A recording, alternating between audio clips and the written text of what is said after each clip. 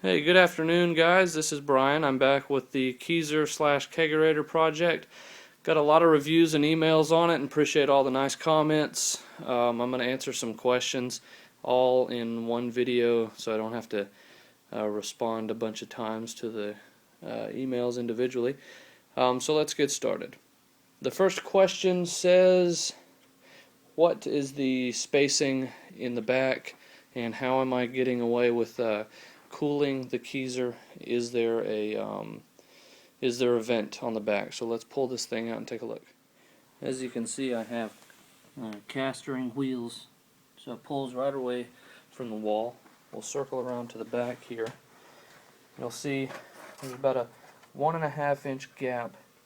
There's no back to the Keezer cabinet, but there is a gap all the way around.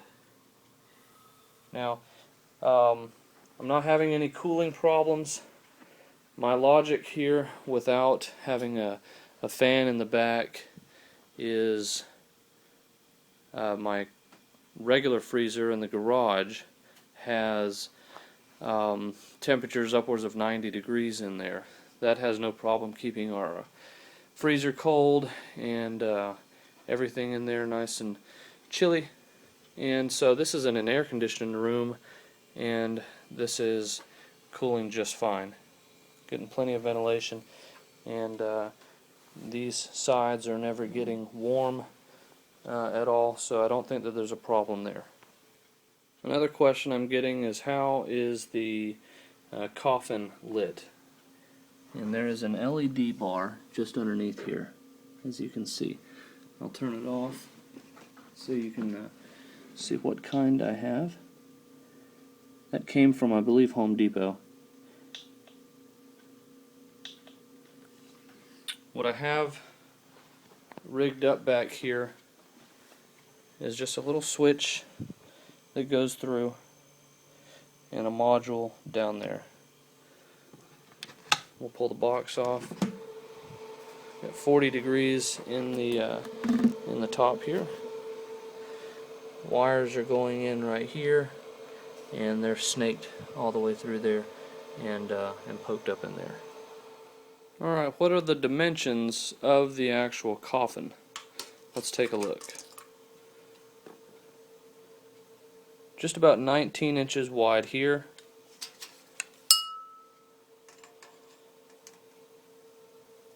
Just over 16.5 tall.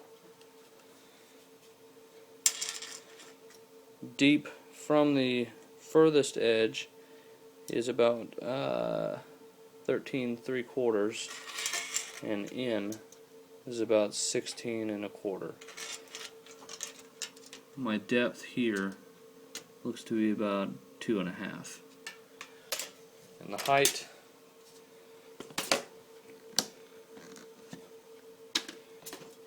from the actual faucet is about 12 inches. That should get your tallest Pilsner glass in there. Height for the shank looks to be about 13.5 inches. Depth of the box is about 11 1/4. And inside here, I went all the way back. So I'm all the way back to my trim.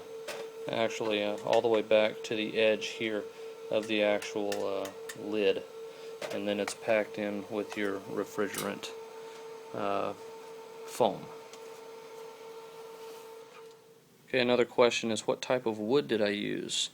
This is pine, and I used a Merlot polyurethane, the Poly Shades mix. Really neat. It's like the stain and then the poly mixed all together in one deal. And as you can see, I weathered it or aged it a little bit using steel brush and steel wool techniques, and got that aged look in there. And then once that I finished, I gave it another coat of just pure polyurethane. It is grouted. This is, I believe, travertine. And some of the original pictures, you couldn't really tell what kind of tile it was, I guess, but here's some close-up. Some of the original pictures also didn't have the grout. I sealed the heck out of it numerous times, so everything wipes up nice and clean. And then the glass tiles here, of course that was fun to cut all these small ones on the right side, but basically these were relatively easy to use. Once that I finished that, I had the general layout. I cut these side tiles here so I could set in the drain, and then this goes into a drain inside of the Keezer that I can empty every now and then. Okay, someone asks here what are the dimensions of the lid, so better to actually just show you as we go along here. We'll open the lid. It's kind of difficult to answer that question because you have to build the lid to fit the actual cabinet. So as you can see, I built the trim to go over. What I did is just I didn't measure anything particularly. I just framed the entire freezer with 2x4 and then trim and paneled accordingly, and then I built the frame. I built the lid to fit. How I did that is I just squared up here and drilled holes through it and used various hardware to make sure that the trim is nice and secure, so the fit just makes sense, really. So just use your woodworking skills accordingly. Inside here I can get a 6-barrel, a quarter barrel, and a 10-gallon CO2 tank. I built this to have 3 6-barrels in here, and the way to do that would be to relocate the CO2 outside of the system, or to get a 5-pound bottle and put it up here on the shelf. What we'll probably do is replace this in the future with nitrogen, so we can have wine or something in a small Cornelius keg up top. This is the intake port, and this is the exhaust port, and I don't know if you can hear it, but it pushes a pretty decent volume of air. All of the tubes are going up through here, obviously, and that's pretty much the inner workings here. What I decided to do is use this 90-degree angle here for the beer tap and the short-handled taps, just to conserve space. And so that is the inside there. Alright, another question is, what type of faucets am I using? These are Perlix with the creamer function, and I'll show you what that is. Basically, if you start your beer,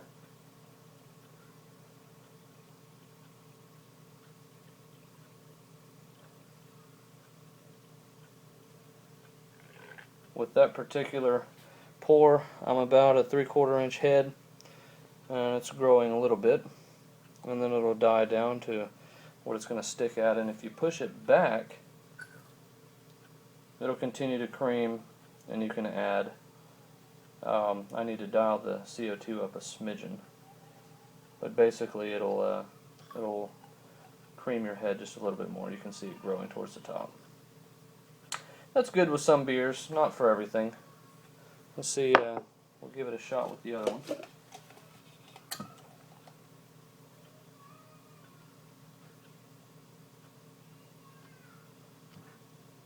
And if I want to complete it with a nice frothy top, I can push in just a foaming agent, the foaming action.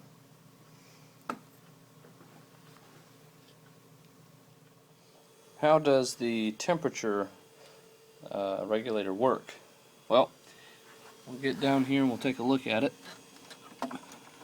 This particular one came from Brewer's Edge. It's a controller too. There's a few different types of models or types out there, but they all are the same. I got this down trying to push 30 into it right now. Because it's been open, who knows what temperature it's in there. There's a temperature probe in here that goes into the actual freezer. When it reaches the temperature that you're trying to achieve, it'll shut off. Also has some features in there that prevent rapid cycling if the freezer is being cycled on and off to maintain that particular temperature. So I think I have it dialed down to don't cycle within 10 minutes. So we're back at 44, which is pretty decent. It is cooling pretty well. Got the lines coming up here. Of course, this is blowing air into the Coffin. This is a Radio Shack cooling fan. I think this is the 3-inch, and there was also a 4-inch. These are about 15 or 20 bucks, and those are AC powered, and then one exhausting back into the freezer, so there's constant circulation. Mine are on all the time. Some have them on when the freezer turns on, whatever. I got mine on all the time. CO2 goes into the regulator here. You can turn the CO2 for each faucet on and off. Right now I got a pale ale in this particular one, dialed back to about 9 psi, and Yingling is in this one, not by my choice, but that's being pushed at 10. This one is not being used, and I went with long shanks so I can use that as use the long shank as almost like a heat sink. So those are getting as cold as they possibly can with exposure to this circulating air. Beer lines going into it with the shut-off valves here, and that's pretty much it as far as the inside of the Coffin. Another question here is, did you use the original hinges? And yes, I did, and no, I did not modify them. See, original hinges, the original spot, no additional hardware added there. When I do lift the lid back, I just kind of lean it up against here. I'm considering adding a tether of some sort in there so it can't lift beyond a certain point. But other than that, this does just fine. Another question is the cabinet mounted to the freezer? And I'm gonna guess that you mean permanently drilled in or secured here, and the answer is no. What I did is I built almost a dolly down here, and I placed the freezer on the dolly, and then I framed all the way around it. So this unit basically slides in, and so if this unit ever dies on me, what I would do is remove the lid, go buy a brand new holiday freezer, and slide it in, and then just mount the new lid. So there, in no way this is this attached. It is secure. It's not moving or going anywhere, but that's how that works. Okay, we got her put back together. That's the final tour. Just give you a look around for the heck of it. I have some Sierra Nevada Pale Ale coasters. I got those from their official website, and they also can send you a couple of sleeves of their cups. Relatively cheap. Use the Imperial Pint glasses that you can order at kegworks.com. I smoke Baccarat cigars personally.